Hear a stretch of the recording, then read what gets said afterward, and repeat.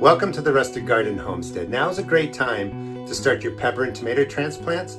I want to show you an alternative method for starting seeds indoors. And all you need are foil baking trays. I use 2 of them. I'll show you the whole setup. And I'm going to focus on peppers and tomatoes, but you can use this technique really for any crop that you want to start. I really enjoy starting seeds indoors. It's a great way to save money. Transplants really cost you maybe 10 cents a plant. Really inexpensive.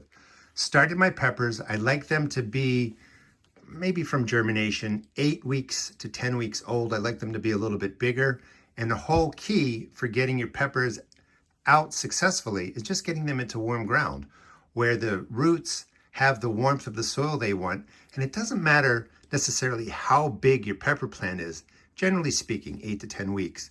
If they have nice warm roots, they're going to take off and really accelerate. Once the roots get really big and fill in, the space in your garden, it supports all this great upper canopy growth. Here are the standard flats, 6 cells, 72 per flat. Sell these at my seed and garden shop if you're interested. These went into the soil, into the starting mix on January 24th. Today is March 8th. You can do the math. They're getting really close to going outside to be acclimated. Maybe I'll pot them up. We'll see what's going on. This is a great way to grow. It's successful.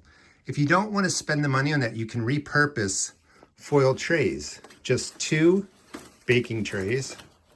Bottom one is used to hold water and water with fertilizer in it.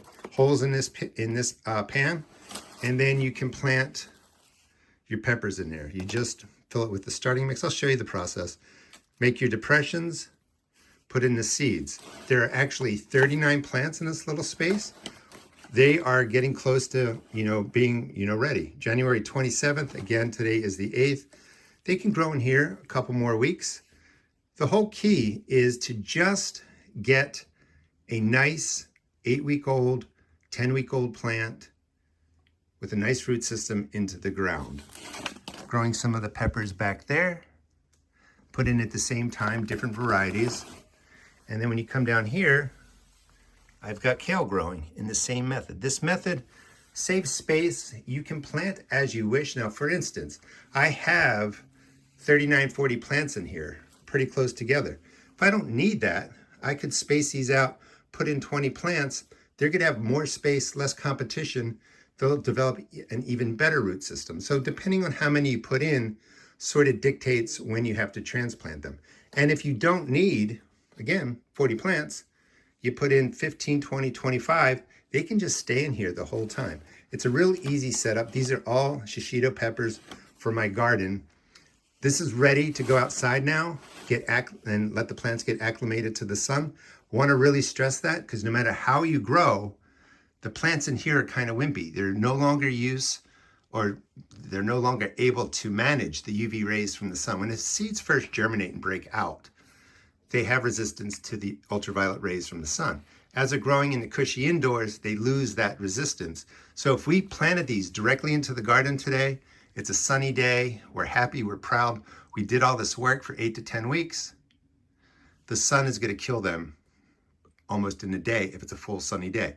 Slowly over a week's time, you have to let them get used to the sun, the wind, and temperature fluctuations. You can also do this setup, as I was saying, for your tomato plants. Same spacing as I'm going to show you for the pepper plants. And again, 8 to 10 weeks for peppers, 4 to 6 weeks for tomatoes. You can do this for eggplant. It's a really great way to grow transplants and save yourself some money because you can repurpose these. They're really inexpensive. Pick up I think you can get like 20 at Costco for not a lot of money. So you can grow whatever you want in this basic setup. You can use any size trays. You're just going to use 2 of them. So this is a smaller setup. Have some peppers and onions growing in there. And it looks like that's some random, maybe beets or Swiss chard. So I like using a tray about this size. 2 big holes in the middle. This is going to get filled with soil. And then we water by filling this tray up, just floating this on here, and we're always going to bottom water. That will wick the water up from the bottom pan. This is the container I use. After the seeds, peppers, tomatoes, whatever you're growing, After they germinate, about a week's time, I start putting in 1 teaspoon of any chemical type fertilizer into a gallon of water. You want it to be very diluted. You can use organic if you want. I use a sterile starting mix. I'll show you the soil that I use for that and link a video on how you can make it. But because it's a sterile mix, I'm not depending on microbes. The chemical fertilizers work really, really well because they give the plants everything they need. You just want to do it at a very diluted rate, or the indoor rate for plants. It may say that on the container, it may not, but it's just a teaspoon in a gallon of water for the chemical types. Organic, you might have to adjust based on the directions. And then I actually just water these regularly, maybe switching, every other watering, just water, then water and fertilizer. When the plants get bigger, it's probably fertilizer every time.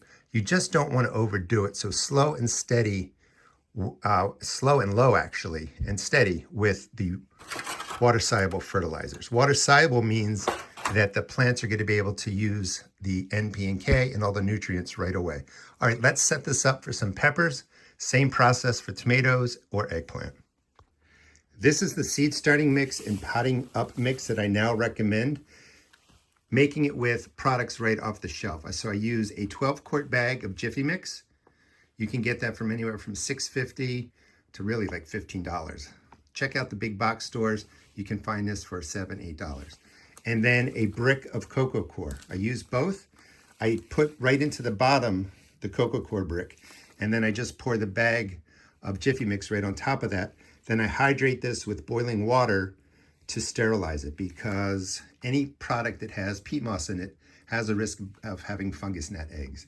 You don't want those eggs to hatch. It's a problem. I don't have any because I've been following that process of using boiling water. I'll link the video to show you how to do this. But this makes a wonderful seed starting mix. It holds water, it's loose, it dries nicely. I mean, it's just beautiful stuff. And the whole key is there's none of that garbage shredded woody product in there that you find in a lot of potting mixes. You never want shredded wood in your seed starting mix or your potting up mix. So this is perfect. You're going to want to fill the tray up to the top, press it down, put in some more starting mix. You really want a firm base with, press down, not like super tight, but press down the starting mix so you have a nice solid base. The whole key, and I've learned this over the last several years, for successful transplants is not only to get them out into the soil at the right temperature, but to have a really nice root system. The upper growth doesn't dictate how well your plant's going to do. It's really about the root system. They have small root systems inside compared to if you would direct seed them outdoors. So you want to give the plant time to develop a nice big root system outside and not have to support all this huge upper growth.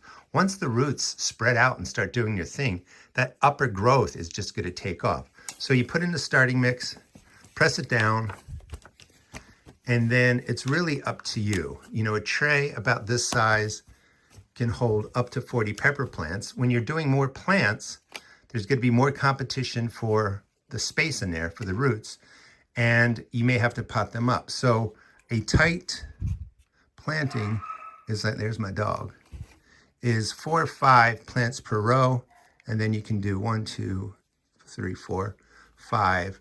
So that's 20 right there. You can make it more tight like I did before,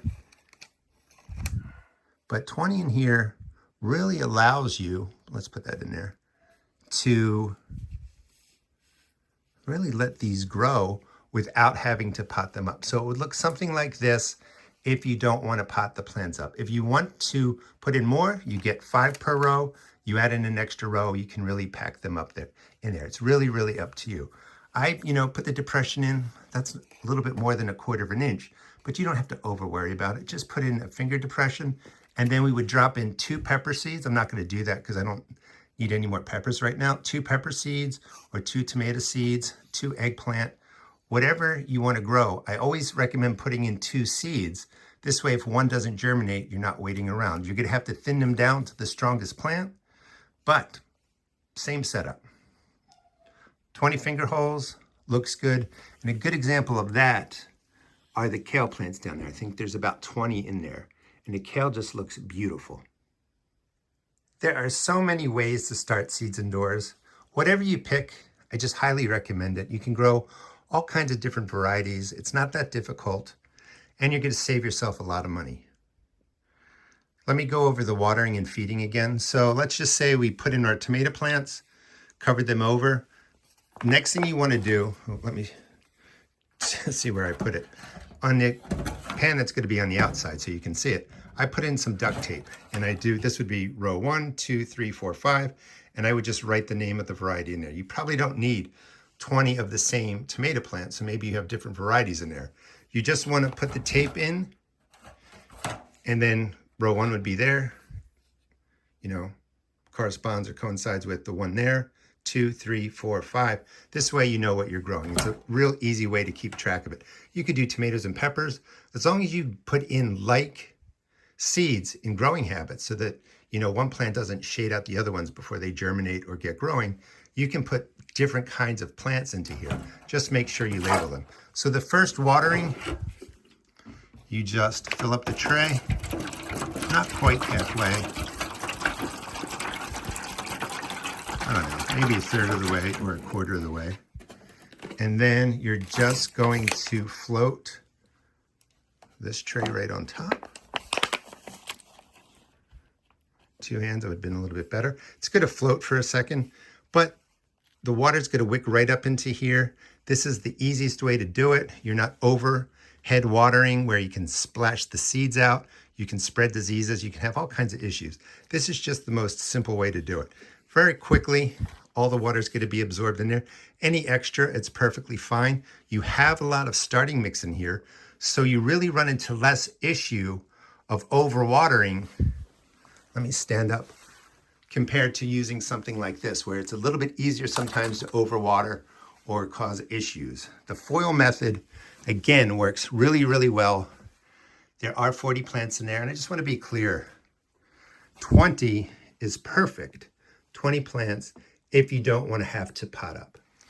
And then finally, again, for fertilizing, after these have germinated, about 7 days worth of growth, I will put in water-soluble fertilizer. I don't use any organic granular or mix anything into the soil. It's just not really the best for seed starts indoors. Water-soluble, again, means the nutrients are immediately available to the plant. So I just shake it up, mix it in here, and I feed the plants the same way that I just showed you.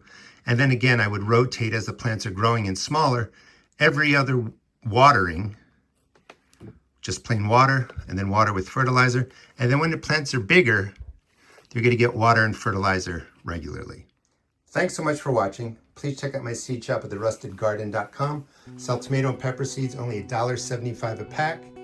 All other seeds are only $1.50. This foiled tray method, double trays, you can grow just about anything that you want. It's really effective, and it works extremely well for your pepper transplants, tomato transplants, and even your eggplant. Again, thanks so much for watching.